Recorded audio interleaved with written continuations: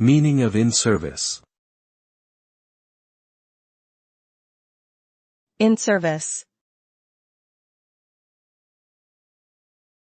In service.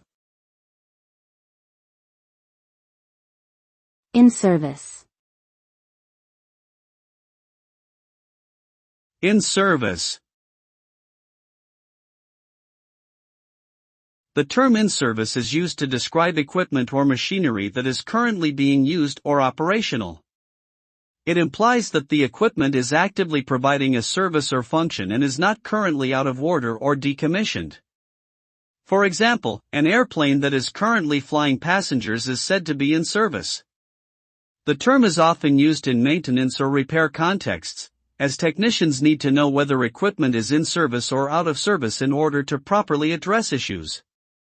Overall, in service refers to equipment that is currently fulfilling its intended purpose.